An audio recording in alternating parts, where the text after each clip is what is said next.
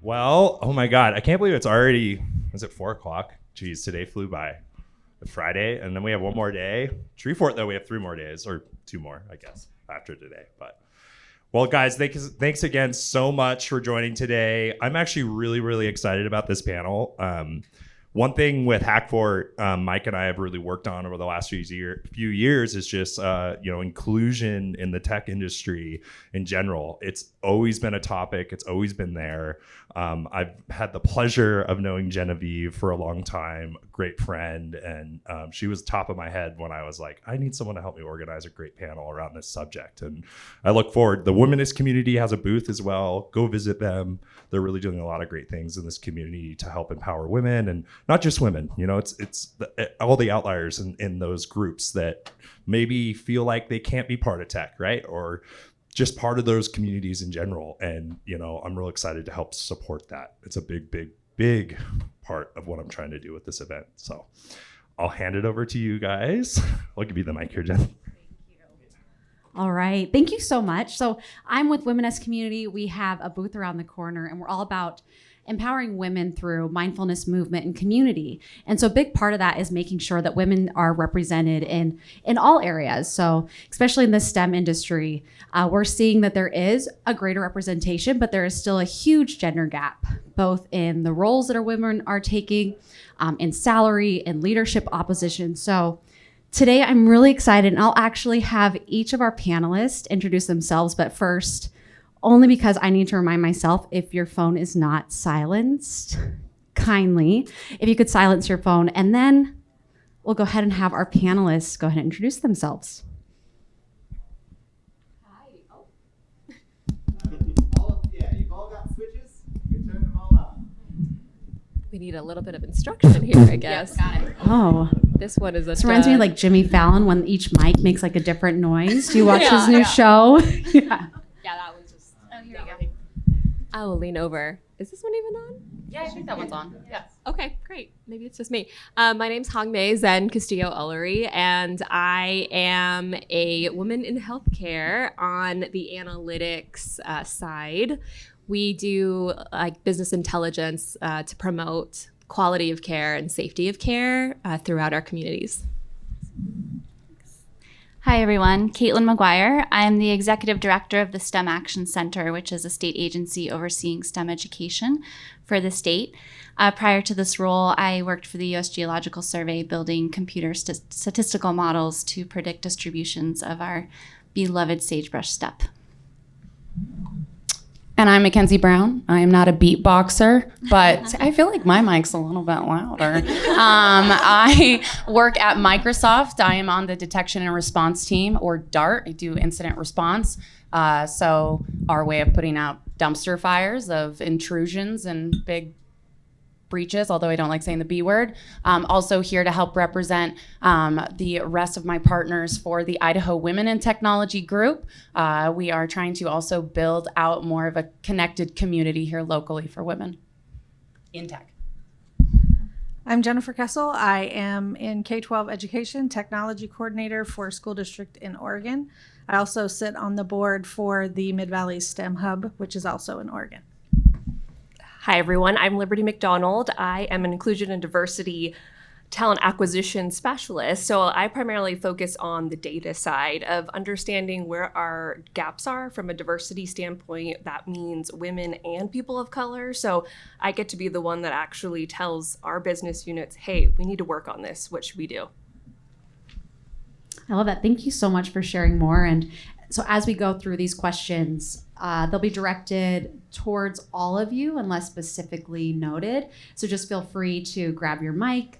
And specifically starting off, as I was doing my research, wanting to go into this, understanding, was this something that in the role of STEM or in the field of STEM, you knew growing up that you wanted to one day have a career in STEM, or was it something that you found as you went into adolescence and college? What was that like for each of you?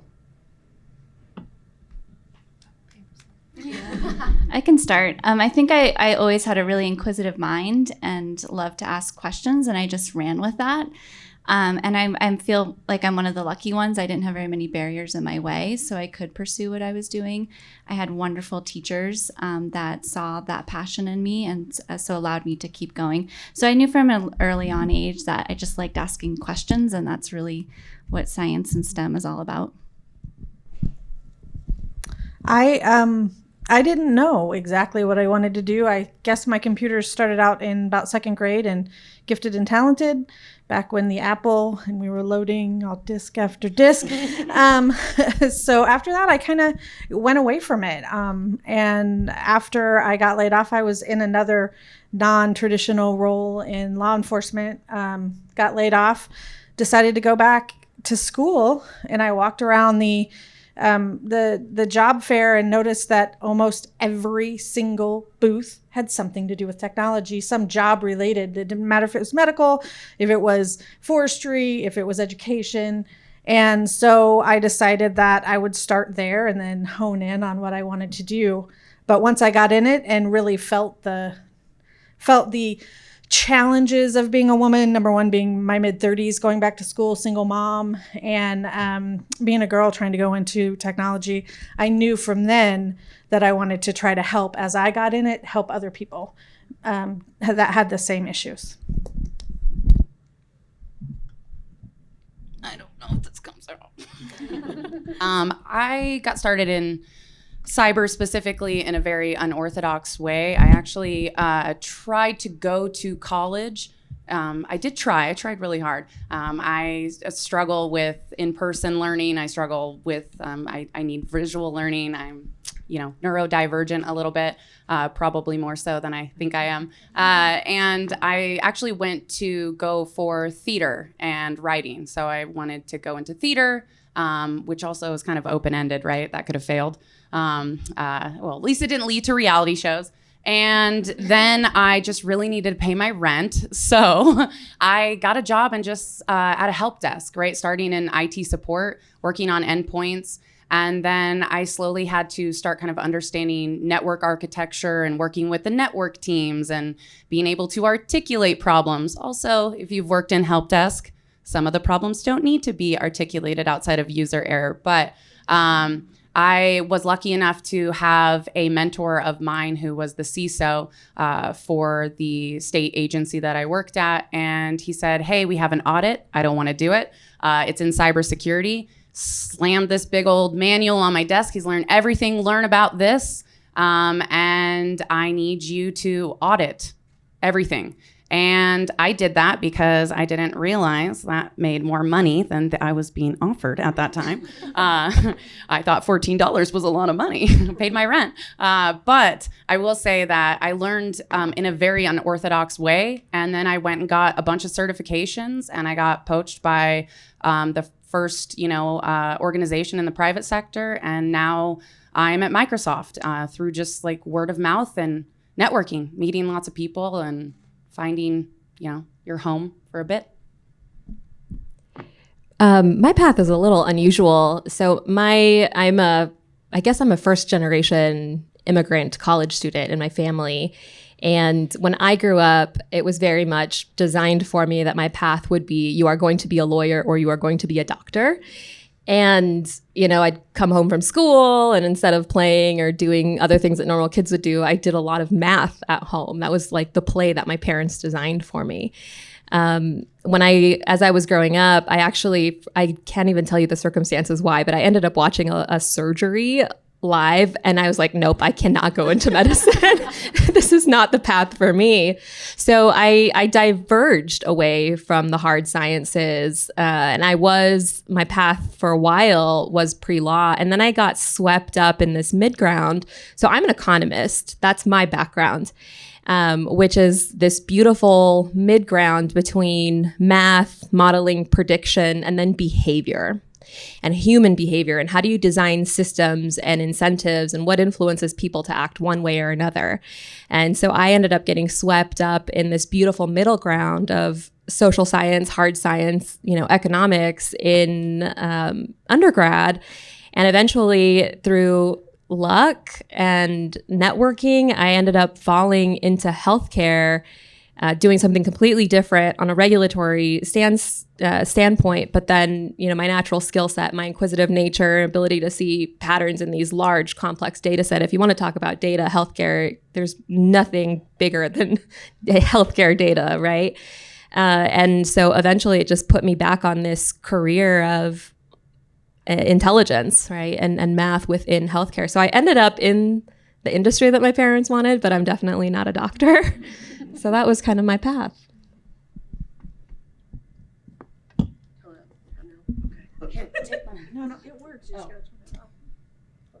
I swear we're all in tech. I was like, tech's great when it works. Yeah, exactly. I have a pretty similar, I think, upbringing like Hong Mei had, where my parents also immigrated from here from Vietnam. So definitely always the stereotypical doctor, lawyer, any of those prestigious roles that I think most of us are told to do. And I think I kind of fell in the same where I went to school for human resources, but have always kind of wanted to work in the STEM. So how could I do that? By working in healthcare. So I can kind of get to do a little bit of both, where I get to recruit for people that are passionate and help them find their dream jobs of what they want to do. So yeah. Well, it's something that I found a pattern between what a few of you said, both Caitlin, Liberty, Hong Mei, is the barriers that you're faced with, and also these traditional roles, whether it's placed by society, through family. What are some of these barriers that you can identify that help to contribute, or that contribute towards this gender gap in STEM positions that women will hold, or even having an interest in being in STEM? Well, being a data person, I also have to say that about only 28% of women actually make up the engineering and sciences field, but somehow also make up 50% of the actual college workforce. So it's like, what's happening in between this time? And so I feel like a lot of barriers can be that your environment of who you're surrounded by, what you've been told growing up, those stereotypes of, well, girls are not good at science and math. So you automatically are not, there's no people in your corner to tell you that you can keep going. And so I feel like that can be a lot too. So it's like, how can we work to actually support those that want to do it and keep pushing them? Because people don't innately have all these skills that we think is right. These are practice skills. So that's kind of what I think. I've seen research where for every dollar a man makes in STEM, a woman makes 86 cents. So speaking to your first job experience.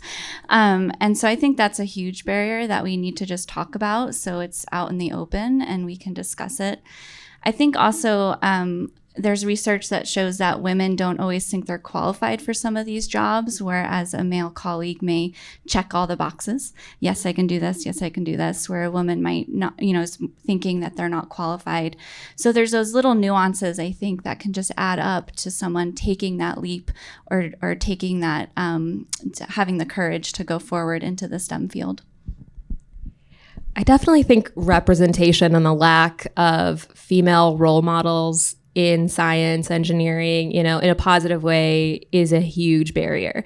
I particularly see it now as a mom of 2 little kids. Once you get to like age, 10 and above, all the costumes go from male scientist to slutty scientist, right? From male doctor to sexy nurse. And these representations, even for women in these areas, focus away from our knowledge and our talents and our abilities to our bodies, right? And it's ingrained at such a deep level. You look at any math, science textbook, the older you get, you'll see that there are fewer and fewer women portrayed within textbooks. It's even fewer women of color, right? Women of different abilities. You don't see women in wheelchairs in a bio textbook. And it all is cumulative. It all adds up. One of the things for me personally that I think is really interesting that you brought up is we're told subconsciously, and it seeps into your pore and into your being, that women and girls are not good at math. But then I also had a really odd racial level on top of that, because whenever I succeeded in math or in science, I was told, oh, it's because you're Asian. And so my work was always discounted, combined with this underlying message of girls are bad at math. It really starts to get discouraging. So you don't see yourself reflected in a way that focuses on your mind. It's really focused on your body. And then you have all these mixed messages about why you're naturally good at something that it feels like you didn't earn it even when you did. And those are all barriers that get in our way. I definitely was bad at math, or I thought I was really bad at math. And then I had to learn subnetting overnight. That's not fun. And nor do I remember how to do it, honestly. There's apps for that now. I know, it's exactly, why would I sit there and do all of that? But you have to learn a part of it, right? You have to learn these small concepts. And so my partner, he actually taught me, because he's has a master's in math, so why not ask him?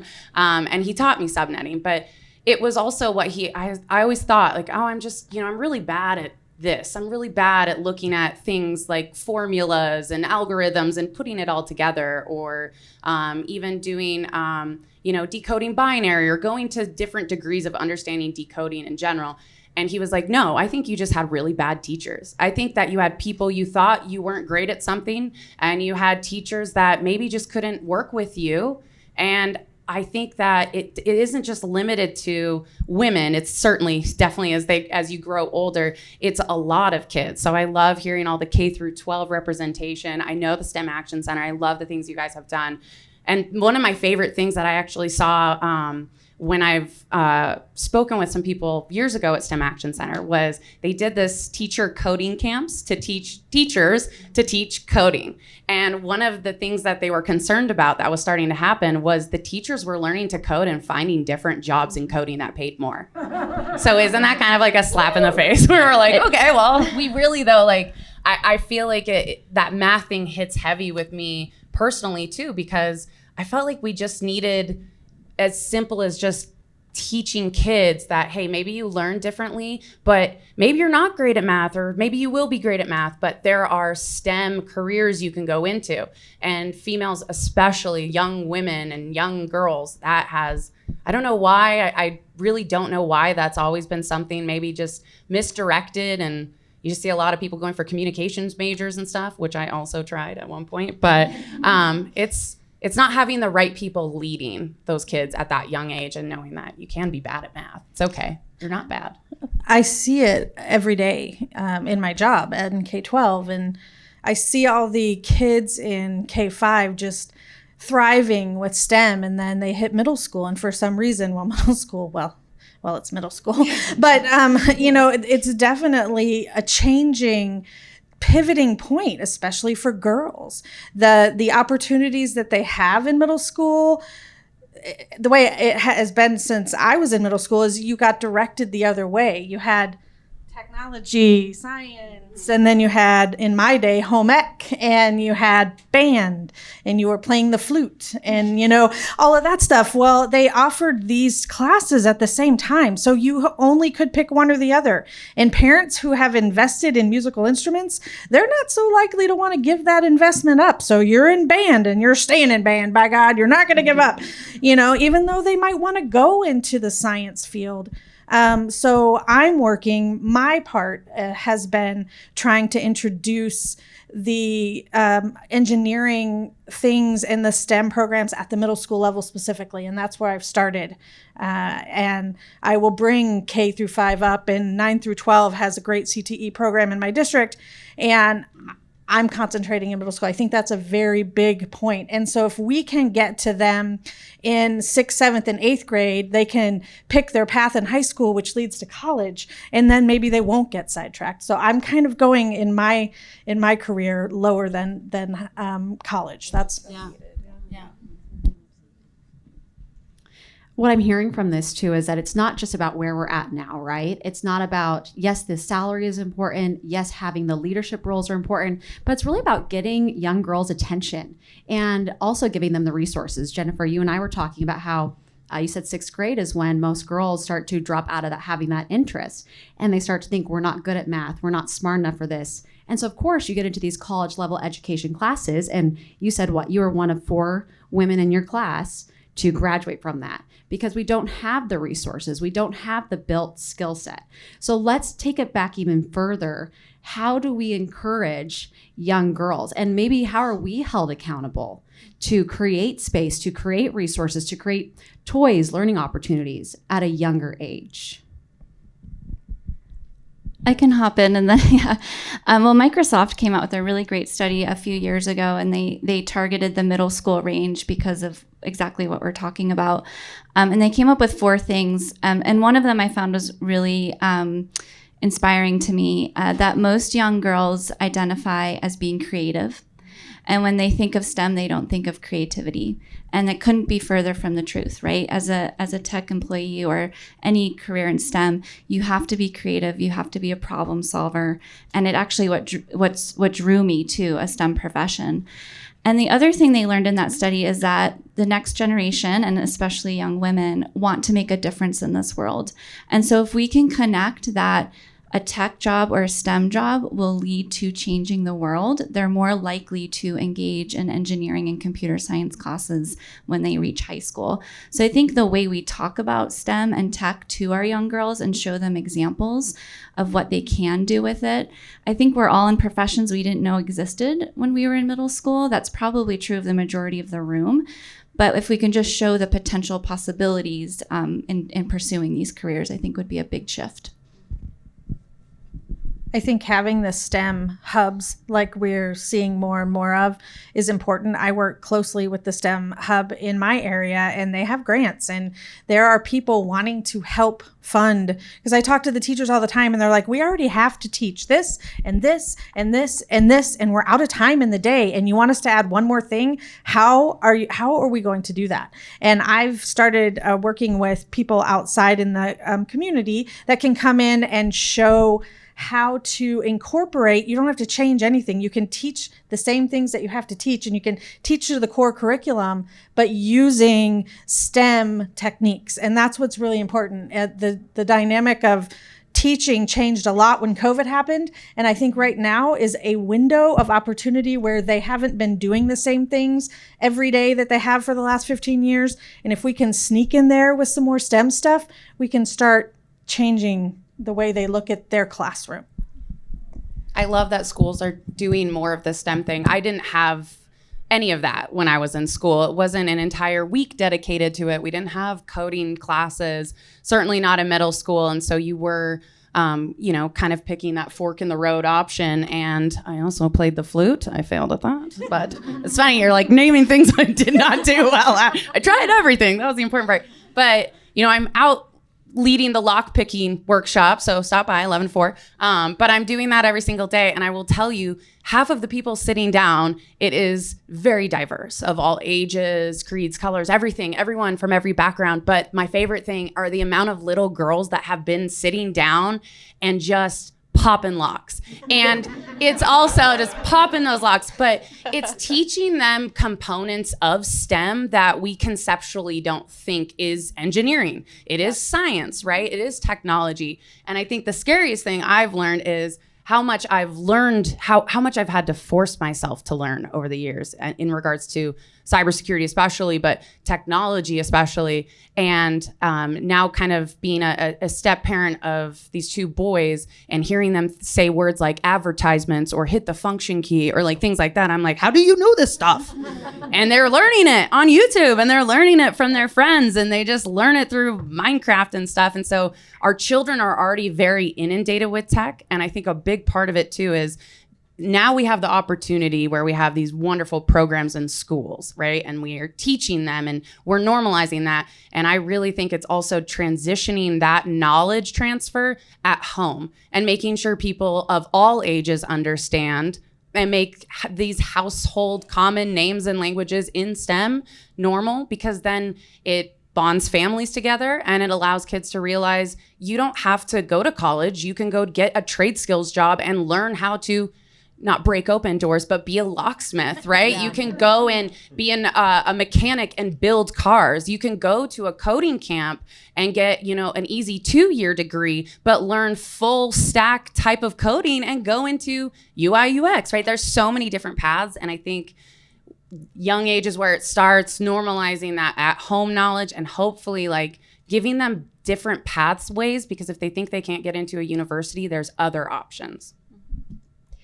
I think the one thing that I would add that anyone can do, whether you're a parent or an uncle or, I think we can bring the language of math out, because really math and science is in everything that we do. I think about like the first time that my daughter lined like 3 blocks together in a line. That's an opportunity to add concepts, mathematical concepts that are actually quite advanced for children, saying, oh, you added 3 blocks together, that makes something longer, right? Just language, I think, is also really important, and how we talk when you're baking with your grandchildren, right? Instead of just saying, hey, give me a cup of flour, you can say, hey, 4 of these quarter cups equals 1 full cup, right?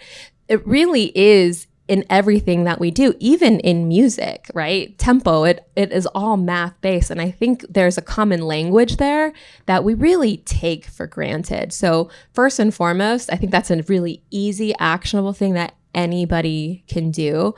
Another thing that I think is really a missed opportunity is introducing our daughters and our friends to other women in STEM. And you're right, most of us are probably in careers that we never knew even existed.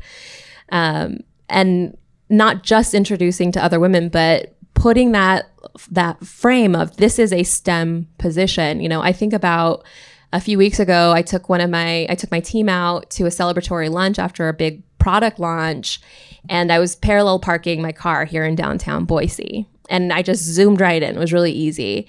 And my teammate turned to me and she said, oh, wow, that was so easy for you. I was like, yeah, it's basic geometry, right? Basic triangles.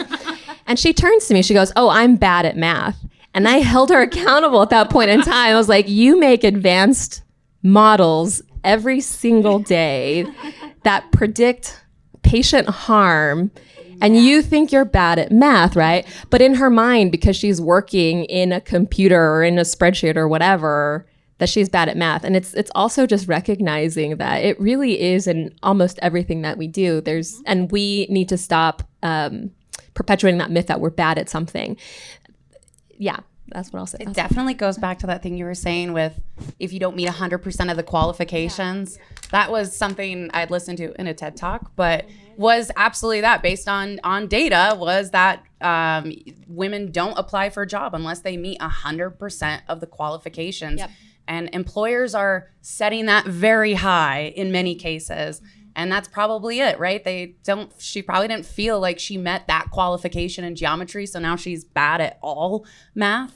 I mean, I think that's interesting. It is true. Whenever I hire, I always find that, and forgive me for speaking in generalities, but I've just found this to be true. I find that men overestimate their abilities and women underestimate their abilities 100% of the time. Even in interviews, women coming in 100% of the time, generally speaking. But then they're sitting like across from me at this table and they have all these accolades and these accomplishments and they don't have that confidence in their own skill. So I think you're right. And it even harkens back to, there's lots of studies that girls do worse on standardized testing that's multiple choice because girls are less likely to guess, right? So they're less likely to guess. And in a multiple choice scenario, guessing is actually very good for you, right? You're likely to increase your likelihood of scoring the right thing. So as educators, we need to also look at how we are gauging accomplishment and success and competency and seeing if it is appropriate for a range of skills, and a range of different perspectives so that we don't inadvertently disadvantage our girls from a young age because of something that we are just that we are likely to not guess, right? my first job interview for tech, I went in, I wasn't even graduated yet. I just knew I needed to go have a tech interview because I hadn't had one of those before and I wasn't sure what to expect. And I walked in and they handed me this questionnaire that I knew like 3 answers. And I thought, oh, this is going to go well. And so I walked in and room full of guys. I was the only girl applicant. I sat down. They asked me all the questions. It was for a technology supervisor position. I had supervisory experience. I was a mother.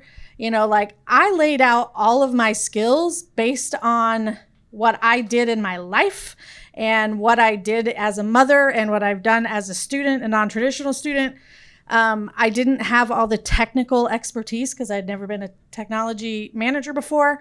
I didn't get the job. However, one of the panel guys found me and said, I want you to work for me. They're stupid they didn't hire you because you'll learn the technical stuff in a few months. You'll pick that stuff up, but the other stuff, I can't teach you and you know it. So being able to translate your skills and your life skills, it helped. I was mid-30s and I had been through a few things. So I understand at 20, 22, girls don't think about all the things that they've done in their life and succeeded at and translating those to job skills. So having that discussion with your children and being able to say, hey, you do know how to multitask. You do know how, all the things that we do are there. And so I ended up with my first job and didn't even have to interview for that one.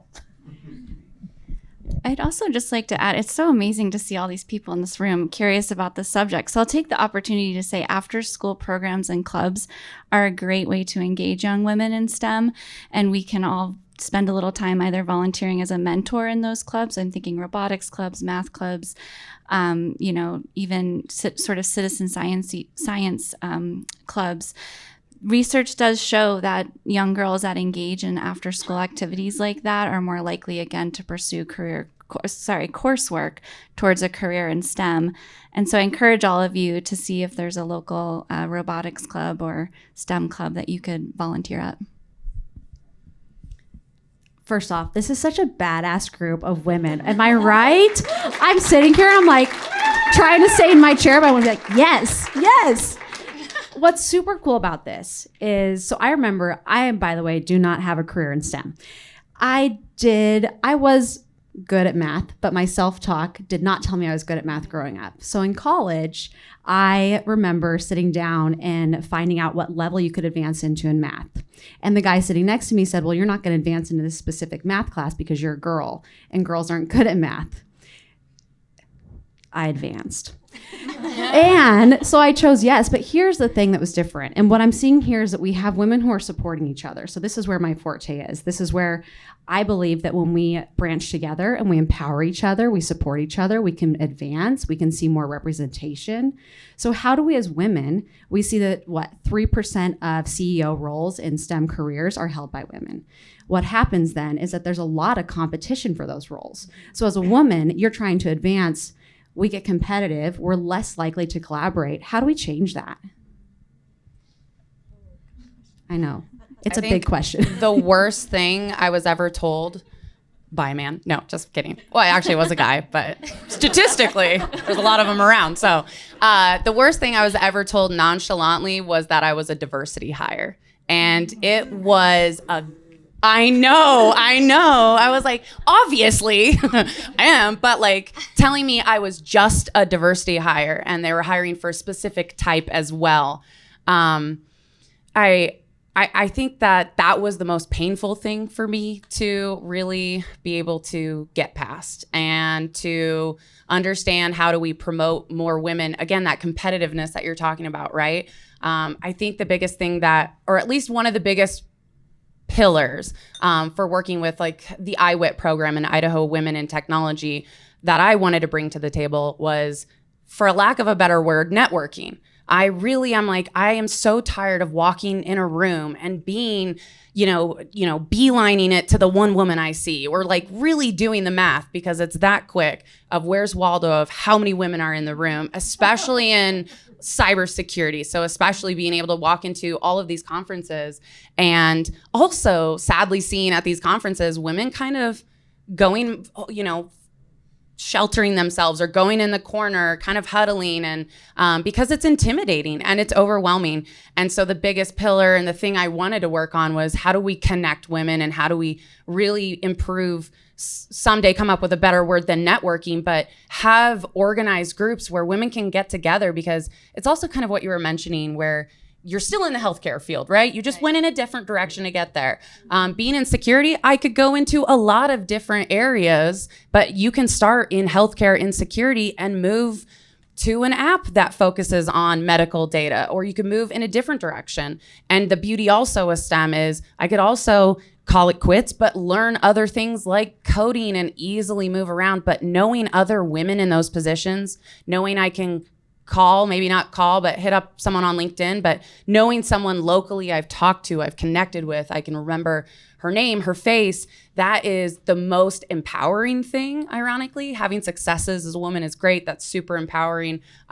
Being called a diversity hire, not great. Being on women's panels, awesome. But like connecting women, I found that that is most empowering, because I finally get to talk to women in cyber or women in tech, where you have the same experiences. So you kind of have the same vulnerabilities. And, you know, we tend to, again, shelter ourselves and hide ourselves. But when we meet each other, we tend to get louder and open up and hook each other up with jobs and, you know, connecting. And it's that networking, that connecting is such a big, I think, tool that needs to be used more. And I think this kind of falls into more of like the talent acquisition realm too, of I think two big call outs when it comes to promoting more women in STEM and into leadership roles is through employer resource groups that are specific to women in STEM, or a women's initiative network of some sort at organizations, because there's women all over organizations that can get together. So then they're like, oh man, this person would be a great person for this new role. How do we kind of move them through the system? And then also with succession planning with, you know, organizations too. So as HR professionals are talking with their leaders, we need to ensure that we're having those conversations, those tough conversations of, why do you have 5 different male, white gendered people on your succession planning? How are we going to look at other people within your organizations to kind of fulfill what our goal is as an inclusive and diverse organization, if that is the goal of your organization, which it hopefully is. I think your question is a really interesting one, Jen, because woman on woman crime is something that starts really young, right? Yep.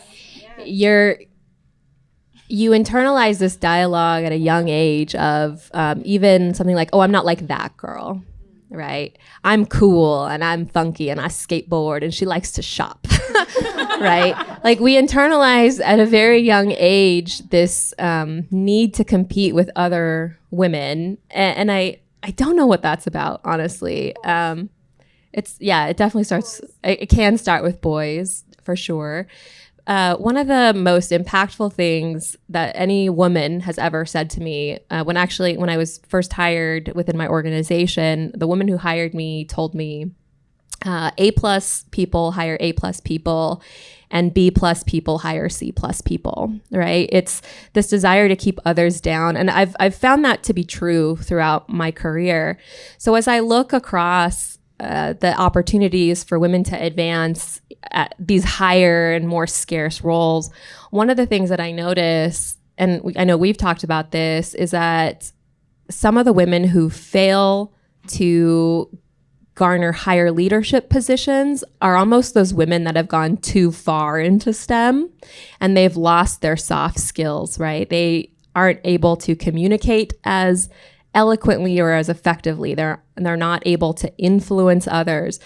I don't know if it's like a different goalpost for women or what, but the women, no matter how good you are at your job, if you're incapable of effectively communicating and really swaying influence, there is a ceiling for you. And one of the things that I know I do in my leadership practice often, because I do have a lot of women mathematicians on my team, is I nurture and I tutor for those soft skills that we sometimes lose along the way, so that you can adequately express yourself in a way that contextualizes your experience and really harnesses your power, right? I think that's an area that I know I personally mentor others for, and I've seen a lot of success of young women gaining higher levels of responsibility and leadership, not because they weren't capable, but because they almost lost those soft skills along the way. What's unfortunate is those soft skills aren't expected on our men counterparts. And so women definitely see the other guys, they're acting like jerks and they're the bosses. So why do I got to be all coddly? And then like, oh, you're just a girl. You know what I mean? Like, oh, we don't want to hurt her feelings because she's a girl. I mean, that's a big part of it. In technology especially, I don't want to teach you what I know because then you'll take my job. That is a huge thing. Like the super nerds don't want to share because then they feel vulnerable. Like, what if you know more than me? And I was extremely lucky to find a guy that when I started working at my first job here in tech, that he was the opposite of that. He was like, you ask me anything, I will tell you anything. The more you know, the better our job is going to be. So we worked, there was 2 of us in the whole department. So we needed to be able to depend on each other. And so I was very fortunate. I came across many that did not have the same idea, and that made it hard because you couldn't ask a question and there's plenty of questions to ask. So I felt very fortunate that there was a guy that didn't want to squish me because I was a girl. He wanted to help me rise, and that's important. And that's what I try to do with my team. I work with 3 other guys, and I was hoping to find a girl to jump in, but she just hasn't happened yet.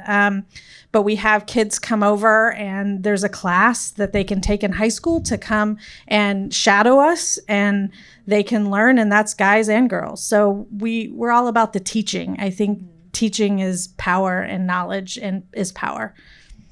Yeah, I think a good idea there too that you mentioned brings me back to just emotional intelligence and empathy that's truly lacking, and that the flute thing, but then now just the guy watching. I've seen men who are in positions on my teams that have been there for a while, and they weren't demoted, but they were transferred into a role because they were pissing off too many people. Like they were making customers mad. They were saying the wrong thing. They were being very, deliberate, and this is how it is. And maybe they're just grumpy over time. I don't know. And they were still given a very lateral move and a great position. They just didn't have to talk to customers anymore. And I have also seen women on my team who are currently struggling being told like, oh, maybe the next manager role is going to be best for you, and we really have this set for someone else. And it comes down to the soft skills thing that we're talking about. And I hate it, but it's true. Technology is not perfect. It is broken. And it is, obviously, we wouldn't be popping locks out there for 3 days. Technology is not perfect, and it's going to be broken. Code is not perfect. It's eventually going to be broken. I wouldn't have a job if technology was perfect. And I think the biggest part, until we can grasp that concept, the next evolution is, how do we implement emotional intelligence? How do we implement empathy and the human factor? Because that is what makes things imperfect, but also that's what solves these problems. And women tend to harness that most. That tends to be the thing that we're given on our performance review. You have great ability to talk to customers. You have really good soft skills. You mentored that person that was new on the team. Great. That's great. So how do we rinse and repeat this for everybody? How do we keep this vibe going? And it's, I think that's a frustrating thing for me too. On the other side is I'm like, I can do other things, I swear. But it tends to be the thing that we get called out for in a positive way. And so how do we, I don't know, influence or spread that around to our male counterparts and the entirety of our teams? Well, I have an abundance of other questions I would love to ask you. But given the time that we have, I would also love to open it up to you if you have questions out in the audience for them. So I'm going to monopolize this just for a second. I promise. It was fated for me to be here because I am a retired English science teacher. And educationally, girls lose self-confidence when they hit middle school. Is that hormones or is that societal expectations? Societal expectations. It's very important to teach self-esteem and equality, which was what I did as an English teacher and as a science teacher. My oldest daughter is getting her PhD in science. My middle daughter had the highest ISET score in math in the state. My youngest was 2 years ahead in math. And that was going to happen if my daughters could do it because I was their mom. So, yes, you can do anything if you're a girl and a boy, because I didn't forget the boys in my class who had low self-esteem also. So really important. I love you all. Oh my gosh, you're so necessary.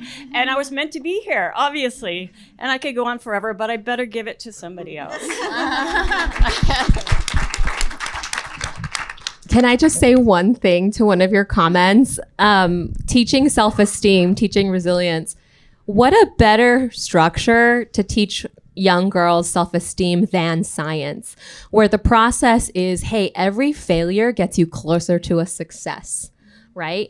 We have this beautiful opportunity to embed in our young girls that you can try again. And it's not bad. It's actually a really good thing to iterate, right? That is how you can help teach resilience at a point where our self-esteem tanks, right? So that's one thing I will say in response to you. So what you were just talking about is the learning mindset versus the fixed mindset, the idea that whatever we were born with, we can learn. And somebody echoed that. So I worked at Hewlett-Packard for 32 and a half years, a background in electrical and computer engineering. And when I retired after 32 and a half years, I was working for the Senior Vice President of Information Storage. So I have a little experience. I have two daughters who are in STEM. One is a computer scientist for the government, and the other got a master's degree in infectious and emerging disease at Georgetown 3 years ago. Talk about timing. Woo! Good timing. But that was like, call me. Prescient. So my question is, I could have used some really good mentoring when I was starting at Hewlett-Packard. I mean, I did some stupid things, from just the point of view of just career, and I still did well. But now that I have daughters who are in the age, where they could be using some really good mentoring, my question is, what are your recommendations for mentoring for young women, especially in STEM, especially because, should it be a woman? Should it be a man? What kind of information should they have? Whom should they seek out? What's important about a mentor? So that's mentoring is my question. Well, I will just do a quick plug for IWIT. We do have mentoring schools going on right now. Circles. Sorry, not schools. We have mentoring circles going on right now, and it's in the incubation phase. So we're starting it and we're testing it, and we'll improve as we go, like many of these projects. But that was one of the other pillars of IWIT was the mentoring, not just connecting women, but mentoring women in current positions, getting them mentoring even at younger ages, going through that learning path from middle school to high school to college and figuring out what they want to do.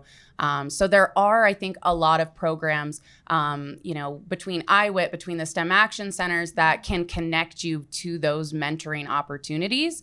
And when it comes to, I will say that's also kind of a point for me. I struggled finding a mentor as an adult. I think that's one of the most difficult things. All my mentors were also men. So obviously, right? Because that's why we wouldn't all be up here if we weren't like trying to find women mentors too. But that was a really big thing was I struggled finding a mentor who looked past the fact that I was a woman, right? And wanted to give me an opportunity and wanted to teach me something. I want to see, I really wanted also a female mentor though.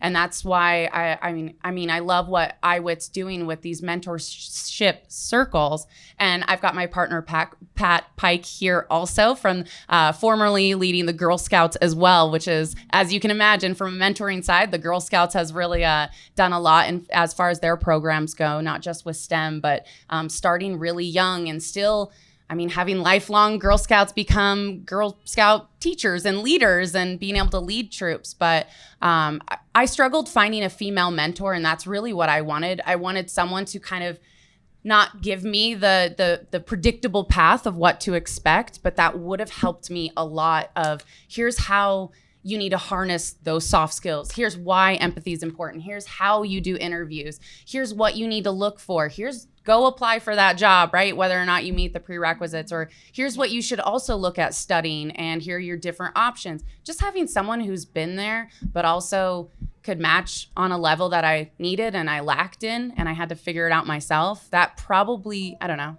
would have put me in a little bit faster of a direction to getting where I want to go. That's my plug for mentorship, but also that hits my heart deeply, just because I can find a mentor. I think it's really important. And you can also have a lot of mentors, right? It wasn't just at every organization. I had mentors that I didn't work with, mentors that I had met just in community, nerd groups that I'm a part of, and that I could just talk to people who are in the same industry as me, but could still mentor me in things that I was struggling with, and recognize that I needed a little bit of support and a little bit of guidance. One more thing on that is I want to stress that this really isn't a man bashing kind of thing, right? I know we've been kind of doing that a little bit, but that's not really what it's about. Because if it wasn't for Sean, who is a dude, we wouldn't all be right here right now. And I think the important part isn't whether it's a man or a woman, it's the mentality that they have as they're mentoring.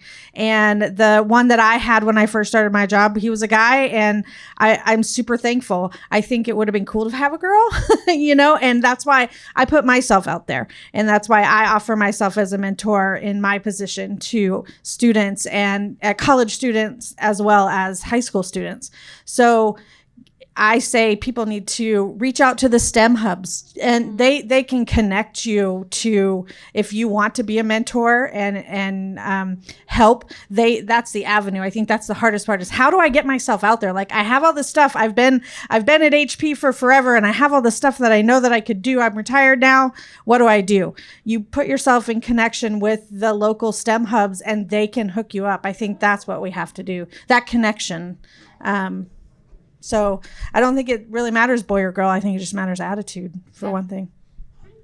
Yeah, I would second that. I've had some really great male and female mentors. I've also had some really bad male and female mentors. So it's really good to find that the type of person who wants to be a mentor. I also find informational interviews really helpful, just to get myself talking to people in the field. So it's not like a mentor commitment, but it's just connecting with people and gathering information through my journey. Okay, so this is actually along the line of mentorship.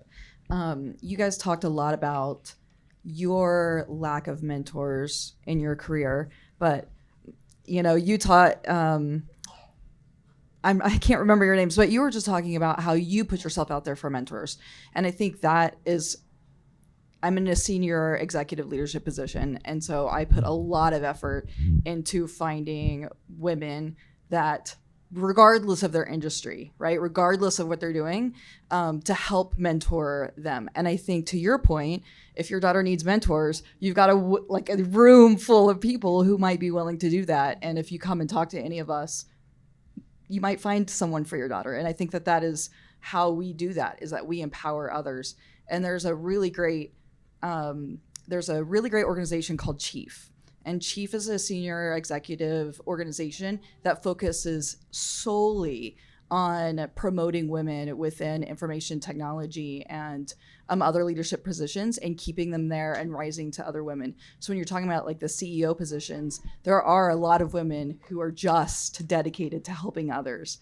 So I would say networking, as you guys have said. And then I just wanted to kind of open that up to, how do you mentor, right? How do you guys identify women and girls and help them through this?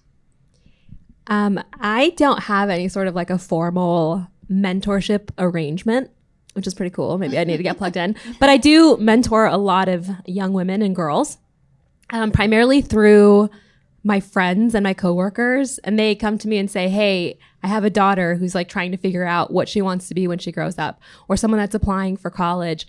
And I don't discount the power of lunch, both because I love lunch and because it's a more casual way to do something like that, right? So, whether you have friends who are I literally have a girlfriend who's a rocket scientist for NASA, and we have women in our family who are bioengineers, and meeting with other women and having the opportunity to talk about something real is also a really easy way to introduce young women and girls to these other facets of work and life, right? So I don't discount the power of lunch. You can definitely, some girls are turned off by things that are really formal, right? And people don't know that they even are searching for help. But you can definitely even just arrange a casual meetup and just talk about, here's how I got here and here's what I do all day and here's why it's awesome and you should try it too. That's just as effective. I would say the number one thing I lead in my mentorship, and I am part of a nonprofit called Wild Hearts Idaho that mostly gets women in the outdoors, but also helps build leadership skills. So I mentor 5 to 7 high school girls a year. Always start with encouragement. I think young women need more encouragement than young men. And so I always lead with that through mentorship. And actually, the Microsoft study also shows that encouragement from a teacher or a parent can significantly influence whether a student goes on to do STEM, whether you're a boy or girl, but more with girls. So I always approach it from that manner and not from I'm critiquing a viewpoint, but how do I help build up their skills through encouragement? So positive reinforcement. Yeah, I like to think that I didn't think I was a mentor, but I realized I have mentored people. That sounds right, if that makes sense, right? I don't think anyone's an expert. I've met a lot of people where I swore they were experts, but I've realized we're all human. And I loved what you said about different facets of work-life balance. That's a big part of mentorship too. It's not just, I need to mentor someone who's interested in a career in STEM. Like that's definitely the starting point, but there's so many things that we need more discussions upon. We need to feel comfortable around our mentor, and we need to learn how to kind of navigate this complicated world that we're all human trying to navigate right now.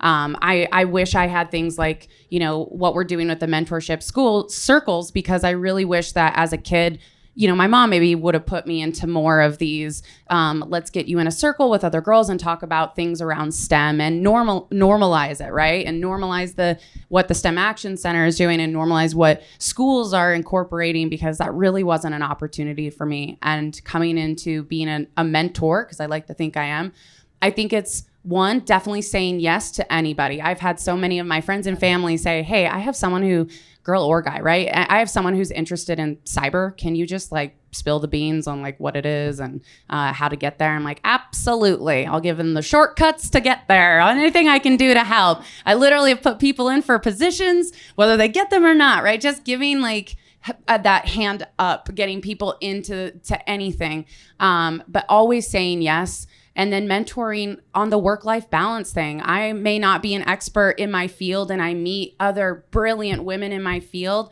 but just letting them know that they have someone to support them, to talk to them, to give them, third-party critique or information if they're asking you a question, knowing that they can call you. That's a huge part of what I think is mentorship too, is having that trust in someone. And trust is a big thing, right? And I think also kind of not only the statistic I kind of gave earlier today, 10% of Latinx, Black, and Indigenous women make up the science and engineer groups as well. So it's how can we also mentor those areas as well, so that people also have awareness that these are things that they can do, because otherwise I think that's another gap that we have. Questions? Okay. By the way, another thing is to be an advocate for human rights. I had a human rights organization, but when you see injustice or hear about a situation, to speak up. That's really important. You're wonderful, just so you know. I just want to recap really quick some of the resources you guys shared, because I've never heard of them and I'd like to know more, and other people may have not caught them all. That was Idaho STEM, or STEM Hubs Idaho. I Googled and I found a few groups, so FYI everyone. And then also there was the Idaho Women in Technology. There's a Facebook group and a LinkedIn group, it looks like. Yep, we have Facebook and an Instagram, and our website is anybody wants to donate time to help us with our website. We are working on that. And you can sign up through the mentorship circle, so you can actually reach out to myself or Pat, and also like and follow us on Instagram and Facebook. We're all a part of it. Jess Furman's our president, so you can reach out to just message that, right? And we will definitely respond. Cool. There was Chief that you had mentioned. And then there was also Wild Hearts Idaho. Any other resources you guys can share to get more involved? There's a lot of great national groups like Million Women Mentors. There we go. I got it. If you want to volunteer your time, there's a good Girls Who Code is a great program for after school coding if you want to volunteer.